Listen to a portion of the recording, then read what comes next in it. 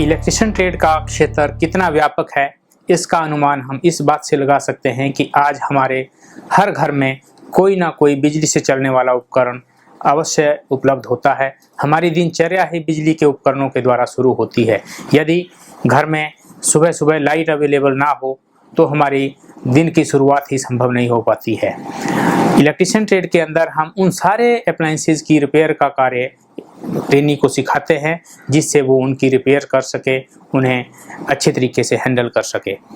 Repair करने के लिए सबसे पहले हम एक सीधा सा उपकरण हीटर ले लेते हैं, जिसके रिपेयर के बारे में इलेक्ट्रिशियन को सिखाया जाता है।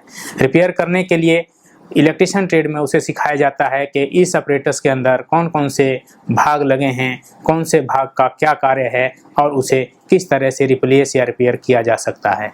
रिप्लेसमेंट के लिए व्यक्ति के पास पहले से या उसी समय पार्ट को देख कर के ये चीज़ रिप्लेसमेंट की ज़रूरत है, उसको वो मार्केट से ला सकता है और उसे चेंज कर सकता है।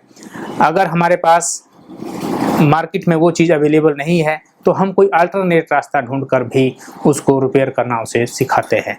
व्यक्ति जब तक मार्केट से उसका एक्चुअल पार्ट अवेलेबल नहीं होता है तब तक उसे किसी तरीके से इंतजाम करके कार्य करने की पोजीशन में ला सकता है। हमारे पास रिपेयर करने के लिए हीटर के अलावा सीलिंग फैन, मिक्सी, ग्राइंडर, मधानी आदि उपकरण भी हो सकते हैं, जो हमारी दिनचर्या का बहुत अहम हिस्सा हैं। यदि ये उपकरण हमारे सुचारू रूप से कार्य नहीं कर रहे हों तो हमारे घर का सारा कार्यक्रम एक तरह से रुक जाता है। वर्तमान में मनुष्य बिजली ऊर्जा पर पूर्ण रूप से निर्भर है, इसलिए हर जगह, हर छोटे से कस्बे में, हर छोटे से गांव में या हर छोटे से शहर में इलेक्ट्रिशियन का होना बहुत ज़रूरी है। इलेक्ट्रिशियन के बिना किसी भी मोहल्ले, किसी भी गांव या किसी भी शहर में सुचारू रूप से वहाँ की बिजली व्यवस्था संभव नहीं है। इलेक्ट्रिशियन की डिमांड का अंदाज़ा इस बात से लगाया जा सकता है कि हमारे घर के अंदर जितने भी कार्य किए जाते हैं वो लगभग सभी कार्य आजकल बिजली के द्वारा ही संपन्न होते हैं। बिना बिजली के हम ना तो कोई खाना बनाने के बारे में सोच सकते हैं, ना अपने रूम में किसी एंटरटेनमेंट के साधन के बारे में सोच सकते हैं। हमारे सभी उपकरण बिजली के द्वारा ही संचालित होते हैं और उन बिजली के उपकरणों की देखभाल, उनकी मरम्मत और उनके रख रखाव के लिए हमें एक इलेक्ट्रिशियन की ज़रूरत पड़ती है। इलेक्ट्रिशियन ट्रेड में लगभग हर तरह के अत्याधुनिक उपकरणों की मरम्मत, उनके रख रखाव और उनकी केयर एंड मेंटेनेंस के बारे में सिखाया जाता है। इसलिए इस ट्रेड का महत्व अन्य ट्रेडों की अपेक्षा और भी बढ़ जाता है। अब बात करते हैं कि अगर हम कोई अपना व्यवसाय शुरू करना चाहते हैं, कोई अपना कारोबार शुरू करना चाहते हैं, उसके लिए क्या बेसिक कंसेप्ट्स होना ज़रूरी है, उसके लिए किन किन चीज़ों की ज़रूरत पड़ती है, वो रिक्वायरमेंट्स क्या हैं। अपना बिजनेस शुरू करने के लिए सबसे ज़रूरी है कि हमें अपने उस व्यवसाय से संबंधित टेक्निकल जानकारी पूर्ण रूप से हासिल हो। बिना जानकारी के यदि हम कोई भी व्यवसाय शुरू करेंगे तो उसकी सफलता सुनिश्चित नहीं है। हमारे पास अपने व्यवसाय से संबंधित जानकारी हासिल करने के लिए सरकार द्वारा अलग अलग तरह के सजेशन सेंटर्स या टेक्निकल स्किल एड सेंटर हमें अलग अलग जगह पे जिला स्तर तथा तहसील लेवल पर उपलब्ध हैं, जिनमें कुछ vocational schools, vocational training centres, ITIs, polytechnics तथा इंजीनियरिंग कॉलेज आदि शामिल हैं। इसके अलावा भारत सरकार ने कुछ स्किल डेवलपमेंट सेंटर भी स्थापित किए हैं, जहां से हम अपने व्यवसाय से संबंधित कुछ जानकारी हासिल कर के अपना व्यवसाय शुरू कर सकते हैं। अपने नज़दीकी एरिया में अपना छोटा मोटा कोई कारोबार, कोई रिपेयर की दुकान या कोई अपना मैन्युफैक्चरिंग का काम शुरू कर सकते हैं। उसके लिए हमें उस सेंटर से ज़रूरी ट्रेनिंग, ज़रूरी जानकारी प्राप्त हो सकती है। इसके अलावा बिजनेस शुरू करने के लिए हमें कुछ और महत्वपूर्ण चीज़ों की जानकारी होना और कुछ महत्वपूर्ण संसाधनों का उपलब्ध होना बहुत ज़रूरी है, जिनमें सबसे पहले आता है हमारे पास मार्केट।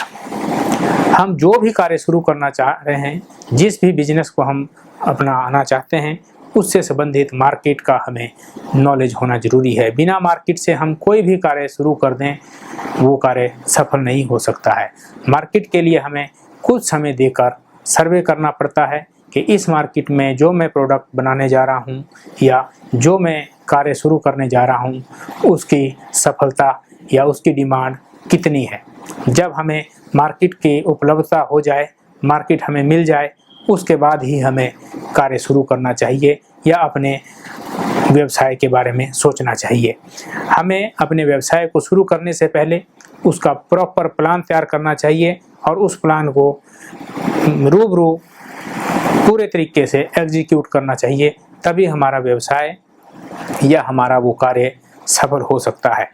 मार्केट की उपलब्धता के बाद दूसरी महत्वपूर्ण चीज़ है मैन पावर। जो भी व्यवसाय, जो भी कार्य हम शुरू करें, उसके लिए उस कार्य से संबंधित जानकारी रखने वाली मैन पावर का होना बहुत आवश्यक है। यदि हम कोई ऐसा कार्य शुरू कर दें जिससे संबंधित मैन पावर या जिस कार्य को जानने वाले लोग उस क्षेत्र में आसानी से ना मिलते हों, तो हमारा व्यवसाय अधिक दिनों तक सफल नहीं हो सकता है, क्योंकि हमें उस कार्य को करने वाले मैन पावर, उस कार्य की जानकारी रखने वाले लोग किसी दूसरी जगह से लेकर आने पड़ेंगे, जो कि हमें ज़्यादा महंगे पड़ेंगे और हमारे व्यवसाय से हमारा लाभ कम हो जाएगा।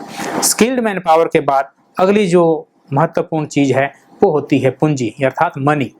हमें पैसे की व्यवस्था कहाँ से होगी, अपना व्यवसाय शुरू करने के लिए पैसा कहाँ से मैनेज किया जाएगा, ये एक सबसे महत्वपूर्ण फैक्टर है किसी भी अपने कार्य को शुरू करने का, अपना स्वरोजगार शुरू करने का। सरकार द्वारा अपना व्यवसाय शुरू करने के लिए अलग अलग तरह की फाइनेंशियल एड्स अलग अलग स्तर पर प्रदान की जाती है। उसके लिए हमें अपनी एक डिटेल्ड प्रोजेक्ट रिपोर्ट तैयार करके विभाग को सौंपनी होती है और विभाग जब उस रिपोर्ट से संतुष्ट हो जाता है तो उसके लिए वो हमें फाइनेंशियल मदद उपलब्ध करवाता है, जिसमें से कुछ भाग हमें सब्सिडी के रूप में भी मिलता है।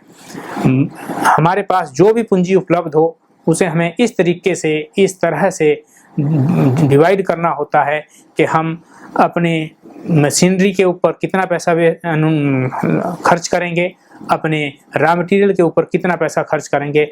इसके अलावा मशीन, रॉ मटेरियल के अलावा हमें कुछ पैसा ऐसे रिजर्व में भी रखना पड़ता है कि जब तक हमारा प्रोडक्ट फाइनल मार्केट में सेल आउट ना हो जाए उस समय तक हमें अपने काम करने वाले लोगों को, व्यक्तियों को वेतन आदि का भुगतान करने के लिए भी कुछ पैसा रिजर्व में रखना पड़ता है।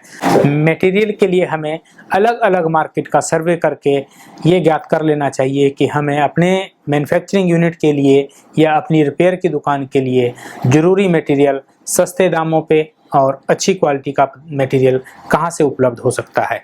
यदि हम मटेरियल खरीदते समय उसकी गुणवत्ता और उसकी कीमत का ध्यान रखेंगे तो हमारे मैन्युफैक्चर किए गए प्रोडक्ट की कीमत, लागत कम होगी और हम अपना मुनाफा ज़्यादा सुनिश्चित कर सकते हैं। इसके अलावा सबसे महत्वपूर्ण है किसी भी कार्य की सफलता में उस कार्य के लिए मैनेजमेंट। एक सिंगल व्यक्ति सब कार्य नहीं संभाल सकता है, उसके लिए व्यक्ति को अलग अलग विभाग के लिए दक्ष आदमी की आवश्यकता पड़ती है। तो बिना मैनेजमेंट के कभी भी कोई भी व्यवसाय सफल नहीं हो सकता है। दक्षता के साथ साथ किसी भी व्यवसाय के लिए विश्वसनीयता भी जरूरी है। हम अपनी मैनेजमेंट में ऐसे लोगों को शामिल करें जो अपने कार्य के अंदर दक्ष होने के साथ साथ विश्वसनीय भी हों। बिना विश्वसनीयता के, बिना डेडिकेशन के कोई भी व्यवसाय सफल नहीं हो सकता है। इसलिए ज़रूरी है कि हम एक प्रॉपर मैनेजमेंट का चयन करें जो अपने कार्य में दक्ष हो, अपने कार्य को ईमानदारी के साथ पूरा करती हो। इसके बाद अगला जो स्टेप है वो है हमारे पास मैन्युफैक्चरिंग गुड्स को हैंडल करना और रिपेयर जॉब को हैंडल करना। मैन्युफैक्चरिंग प्रोडक्ट्स के लिए सबसे ज़रूरी जो अहम तथ्य है वो ये है कि हमारे पास फर्स्ट इन फर्स्ट आउट का एक प्रोसीजर रहना चाहिए। हमारे द्वारा निर्मित कोई भी पदार्थ यदि सबसे पहले बनाया गया और स्टोर में सबसे नीचे चला गया तो वो कभी भी बाहर नहीं जाएगा, क्योंकि उसके बाद आगे प्रोडक्शन जारी रहती है और जो सबसे पहले बनाकर स्टोर में रख दिया वो सबसे नीचे दबा रह जाता है। इसलिए एक इस तरह का प्लान, इस तरह का एक प्रोसीजर तैयार करना पड़ता है जिसमें हम जो सबसे पहले पदार्थ निर्मित हुआ उसे हम सबसे पहले मार्केट में सेल आउट करें, ताकि हमारे पास डेड स्टॉक ना रहे और हमें अपने स्टोर के अंदर पड़े हुए स्टॉक की अननेसेसरी कॉस्ट बियर ना करनी पड़े। जो जॉब हम रिपेयर करते हैं उन जॉब्स के ऊपर भी हमें एक repair job, waiting for repair आदि ऐसे टैग लगाकर उन्हें हैंडल करने की ज़रूरत होती है, ताकि हमें आइडेंटिफाई करने में दिक्कत ना हो कि कौन सी इक्विपमेंट, कौन सी मशीन रिपेयर की जा चुकी है, किसे अभी रिपेयर किया जाना बाकी है। इसके अलावा हमें समयबद्ध कार्य करने के लिए भी इस तरह की हैंडलिंग सहायता करती है, क्योंकि हम यदि पहले आई हुई मशीन को रिपेयर ना करके तुरंत आई हुई मशीन को रिपेयर करना शुरू कर देंगे तो पहले आया हुआ कस्टमर असंतुष्ट हो सकता है, जो कि हमारे व्यवसाय के लिए अच्छे संकेत नहीं देगा। इसलिए ये ज़रूरी है कि हम मैन्युफैक्चरिंग जॉब या रिपेयरिंग जॉब के लिए हैंडल करने के लिए भी एक सुचारू रूप से चलने वाला प्लान तैयार करें और उस पर अच्छे ढंग से अमल करें।